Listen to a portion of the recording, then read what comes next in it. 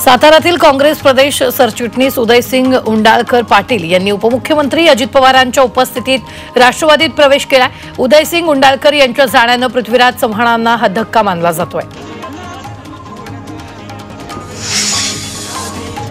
ठाकरे बंधूंच्या युतीसाठी मनसे नेते फारसे उत्साही नसले तरी उपमुख्यमंत्री एकनाथ शिंदे यांच्या बालेकिल्ल्यात ठाकरे बंधूंसाठी बॅनरबाजी करण्यात आली आहे। ठाकरे बंधूंनी एकत्र यावं यासाठी बॅनर लावण्यात आले। ठाण्यातील पडवळनगर परिसरात लावलेल्या या बॅनरची चर्चा सुरू आहे। ठाकरे बंधूंच्या युतीची चर्चा सुरू होताच मनसे नेते अमय खोपकर यांनी ट्विट केले, अशी अभद्र युती नको असं ट्विट खोपकर यांनी केलं। तर निवडणुकीसाठीच एकत्र यावं असं नाही असं ट्विट मनसे नेते संदीप देशपांडे यांनी केलं। नवी मुंबईतील वाशीमध्ये 22 एप्रिलला शिवसेनेचा निर्धार मेळावा होणार आहे। या मेळाव्यात महाविकास आघाडीचे 13 नगरसेवक शिवसेनेत प्रवेश करतील, त्यामुळे महाविकास आघाडीला मोठं खिंडार पडणार आहे। शरद पवार आज पंढरपुरात आहेत। एका विवाह सोहळ्याला हजेरी लावण्यासाठी ते पंढरपूरला गेलेत। पंढरपूरमध्ये शरद पवार दाखल होता स्थानिकांनी त्यांचं पुष्पगुच्छ देत स्वागत केलं। सोलापुरातील ज्येष्ठ नेते बाबा देसाई यांचं आज निधन झालंय। बाबा देसाई यांनी जिल्ह्यात भाजपला ओळख मिळवून दिली, तर वयाच्या 76व्या वर्षी बाबा देसाई यांनी अखेरचा श्वास घेतला। भंडाऱ्यातील राजीव गांधी चौकाजवळ असलेल्या झोपडपट्टी परिसरात गेल्या 35 वर्षापासून सोयी सुविधांचा अभाव आहे। या परिसरातील नागरिकांना कुठलाही सुविधा मिळत नाही, त्यामुळे नागरिकांना सोयी सुविधा न मिळाल्यास तीव्र आंदोलन करण्याचा इशारा खासदार प्रशांत पडोळे यांनी दिला।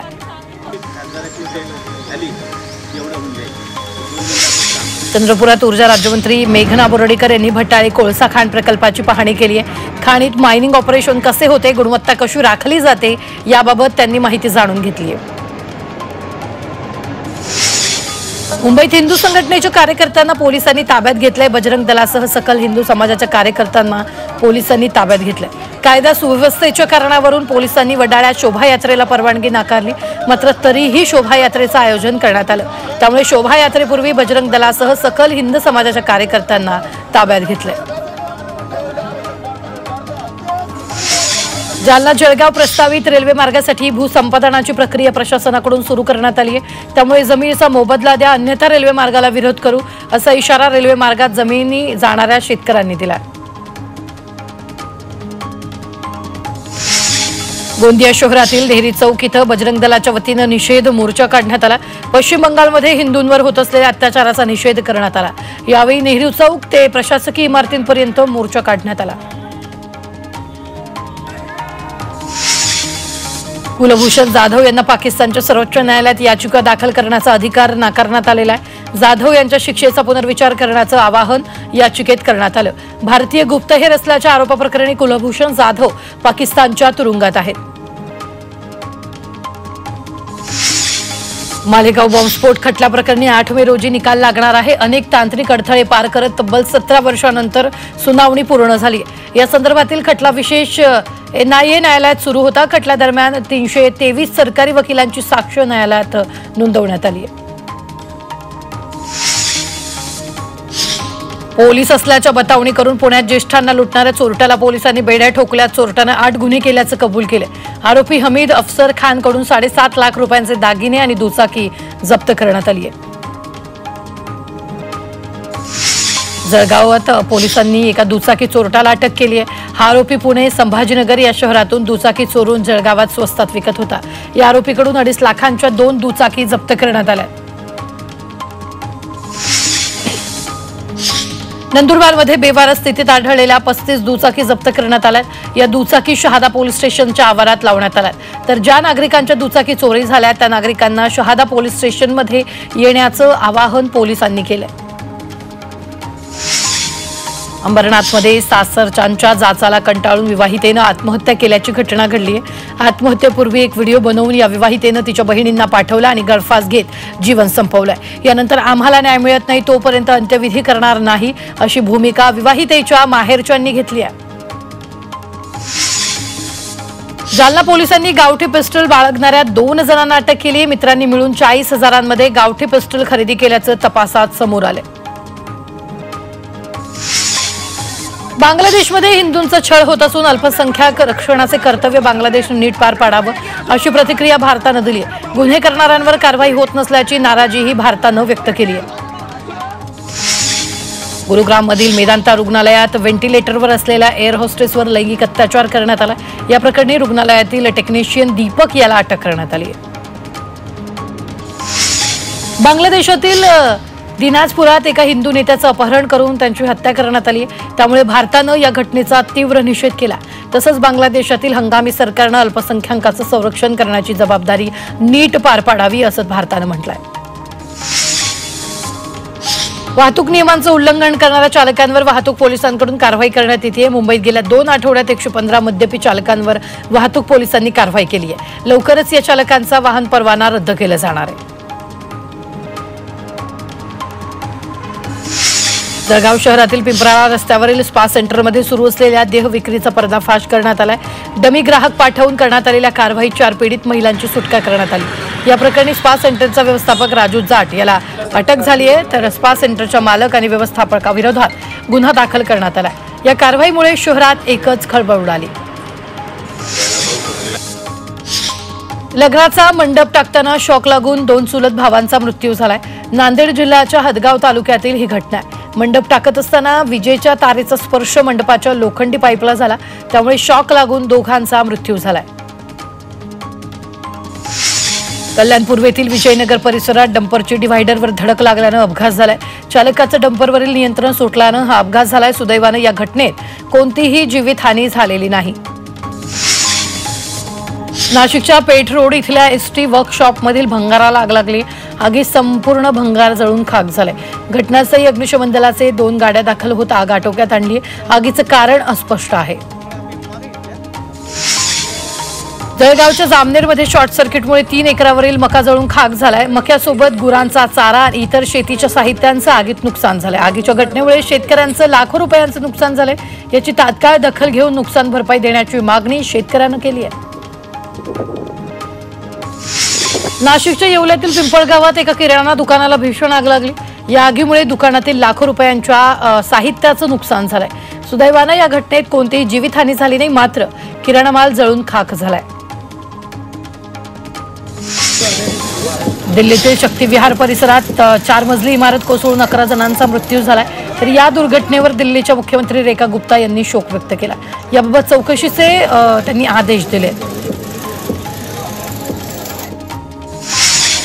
जळगाव रेल्वे स्थानकाजवळील परिसरात पार्किंगमध्ये उभ्या असलेल्या कारनं अचानक पेट घेतला। यावेळी अग्निशामक दलामुळे आग आटोक्यात आली। सुदैवानं या घटनेत कोणतीही जीवितहानी झाली नाही, मात्र आगीचं कारण अद्याप अस्पष्ट आहे।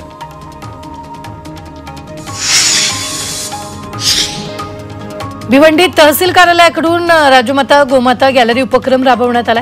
गॅलरीद्वारे गोमाता संदर्भात माहिती पुस्तिका, फलक, चित्रफितीद्वारे प्रबोधन करण्याचा प्रयत्न करण्यास येतोय। तसंच निवडक गोशाळांनी देशी गायींचं शेण आणि गोमूत्रापासून बनवलेल्या उत्पादनाचं प्रदर्शन आणि विक्री केली जाते।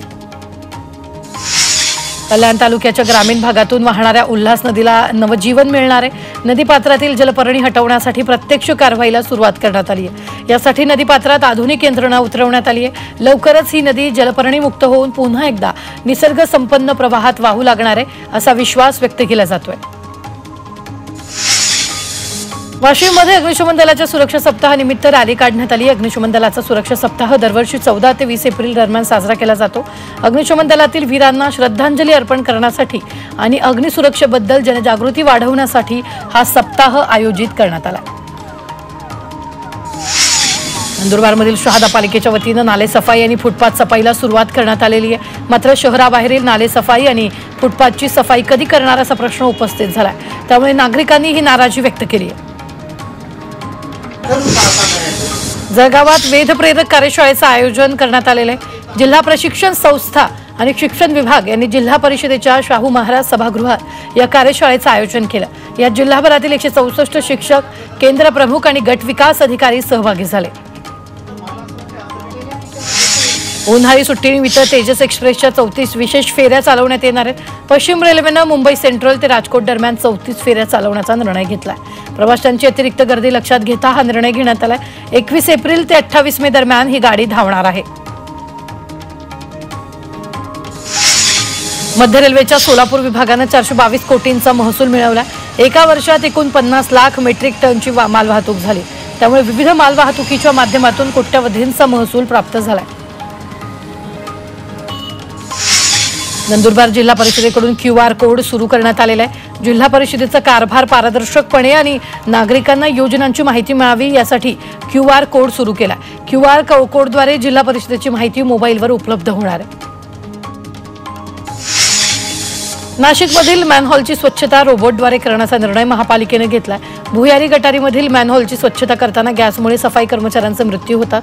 त्यामुळे कर्मचाऱ्यांचे होणारे मृत्यू टाळण्यासाठी मॅनहोलची रोबोटद्वारे सफाई करण्यात येणार आहे।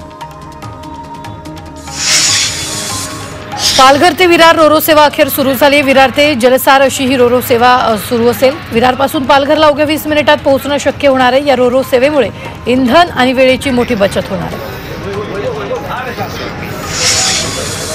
मुंबई विमानतळ ते नवी मुंबई विमानतळ मेट्रो 8 या मार्गिकेचा आराखडा पूर्ण झालाय। लवकरच सिडकोतून याबाबतचा प्रस्ताव राज्य सरकारकडे मंजुरीसाठी पाठवण्यात येणार आहे। कुठल्याही भूखंडावर पुनर्विकासाचा म्हाडाला अधिकार आहे असं महत्त्वाचं निरीक्षण सुप्रीम कोर्टाने नोंदवलंय। भूखंड मालक किंवा सहकारी गृहनिर्माण संस्थेला सोबत घेऊन पुनर्विकास करता येऊ शकतो असं कोर्टाने म्हटलंय। बेस्ट उपक्रमाच्या ताफ्यातील स्वमालकीच्या बसगाड्यांची संख्या कमी झाली असून कंत्राटी पद्धतीने चालवण्यात येणाऱ्या बसगाड्यांची संख्या वाढते। ताफ्यातील एकूण बसच्या तुलनेत सुमारे 73% बसगाड्या कंत्राटदारांच्या आहेत। मात्र यापैकी बहुतेक बसगाड्या नादुरुस्त असून योग्य पद्धतीने देखभाल दुरुस्ती होत नसल्याने त्या सतत बिघडतायत। परभणी रेल्वे स्थानकावर नागरिकांचा जीवघेणा प्रवास सुरू आहे। आपला जीव धोक्यात टाकून नागरिक बिनधास्तपणे रेल्वे ट्रॅक ओलांडताना दिसून येतात। याला रेल्वे प्रशासनाने आवर घालणं गरजेचं आहे।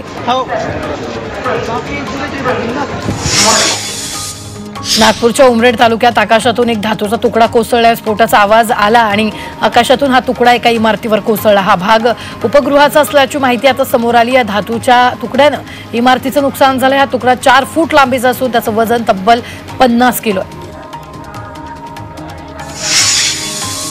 भिवंडीत महाराष्ट्र राज्य विद्युत वितरण पारेषण कंपनीकडून सुरू असलेल्या टॉवर उभारणीच्या कामाला गावकऱ्यांनी विरोध केला। जबरदस्तीने टॉवर उभारण्याचं काम सुरू असल्याचा शेतकऱ्यांनी आरोप केला। जोपर्यंत मोबदला मिळत नाही तोपर्यंत काम करू देणार नसल्याचा पवित्रा गावकऱ्यांनी घेतला। नंदुरबार बस स्थानकावर पाणी टंचाई निर्माण झाली आहे। मालमत्ता कर न भरल्यानं नगरपालिकेनं बस स्थानकाचा पाणी पुरवठा खंडित केला। त्यामुळे प्रवाशांना पैसे खर्च करून विकतच पाणी प्यावं लागतंय। त्यासाठी बस स्थानकावर पिण्याच्या पाण्याची व्यवस्था करावी अशी मागणी प्रवाशांनी केली आहे। अंधेरी पूर्वेतील जलवाहिनी तुटली आहे। बीएमसीच्या रस्त्याच्या दुरुस्तीच्या कामामुळे जलवाहिनी तुटली आहे, तर महापालिकेच्या ढिसाळ कामांमुळे नागरिकांना पाण्यासाठी वणवण करावी लागते। जालन्यातील 64 प्रकल्पांपैकी 3 मध्यम प्रकल्प कोरडे पडलेत, तर 24 प्रकल्पांमध्ये मृत पाणीसाठा शिल्लक आहे। इतर प्रकल्पात केवळ 19% पाणीसाठा शिल्लक राहिलाय। त्यामुळे दिवसेंदिवस पाण्याची पातळी खालावत असल्यानं नागरिकांना मोठ्या प्रमाणात पाणी टंचाई जाणवते। जालन्याच्या अंबडमधील शेळके दाम्पत्यानं स्वखर्चानं डोमेगावची तहान भागवली। गावातील गल्हाटी नदीत स्वखर्चानं 2 बोअरवेल घेऊन अवघ्या गावाची तहान भागवली। पाणी टंचाई असताना पाण्यासाठी गावातील महिलांची होणारी पायपीट यामुळे थांबणार आहे। मुंबईला पाणी पुरवठा करणाऱ्या पाईपलाईनला भिवंडीत गळती लागली आहे। मात्र याकडे मुंबई महानगरपालिका प्रशासनाचा कानडोळा असल्याचं दिसून येत आहे। पाईपलाईन गळतीमुळे रोज लाखो लिटर पाण्याचा अपव्यय होतोय। दरम्यान तातडीनं पाणी गळती रोखण्याची मागणी स्थानिकांनी केलेली आहे। पुण्याच्या भोर तालुक्यात पाणी टंचाई निर्माण झालेली आहे। त्यामुळे अतिदुर्गम असलेल्या 4 ग्रामपंचायतींनी भोर पंचायत समितीकडे टँकरच्या मागणीचे प्रस्ताव सादर केले। त्यापैकी 2 गावचे टँकर मंजूर झाले असून लवकरच टँकरनं पाणी पुरवठा करण्यात येणार आहे।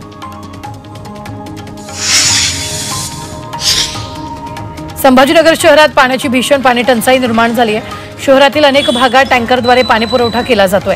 3 दिवसांनी टँकरद्वारे पाणी पुरवठा होत असल्यानं नागरिकांचे हाल होत आहेत।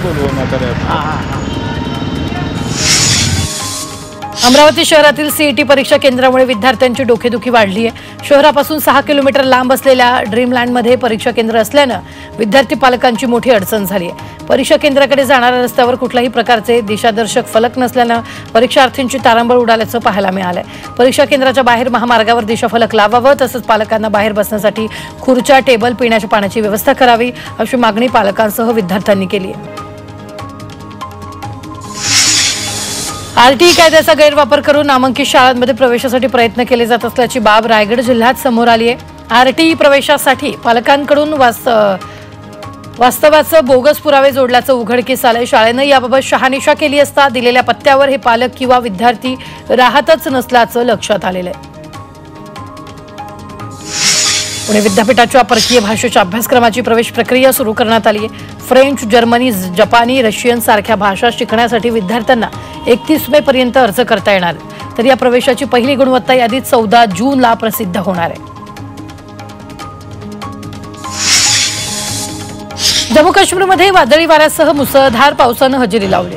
अनेक भागात भूस्खलन झालंय, मार्ग बंद झाली आहेत। मुघल रस्ता, एसएफजी रस्ता आणि सिंथन रस्ता वाहतुकीसाठी बंद करण्यात आला। यामुळे अनेक नागरिक अडकून पडण्याची शक्यता आहे। प्रशासनानं अलर्ट जारी केलेला आहे, तसंच वाहतूक पोलिसांसह बचाव कार्याचं पथक मार्ग मोकळा झालेला आहे। सांगली जिल्ह्यातील खरसुंडीच्या श्री सिद्धनाथ यात्रेला उद्यापासून सुरुवात होणार आहे। 26 एप्रिलपर्यंत ही यात्रा पार पडेल।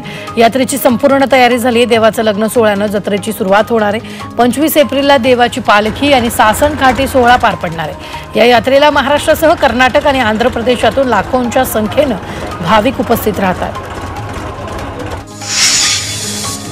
डीआरडीओचे महासंचालक आणि ब्रह्मोसचे व्यवस्थापकीय संचालक डॉक्टर जयतीर्थ आर जोशी यांनी आई तुळजाभवानीचं दर्शन घेतलंय। डॉक्टर जोशी यांनी सलग 2 दिवस तुळजाभवानीची पूजा केली आहे। मंदिर संस्थाननं देवीची प्रतिमा, कवड्याची माळ, महावस्त्र देऊन त्यांचा सन्मान केला। साताराच्या वाई तालुक्यातील कवठे येथील बगाड यात्रा मोठ्या उत्साहात पार पडली आहे। यात रामदास घाटगे यांना बगाडा होण्याचा मान मिळाला।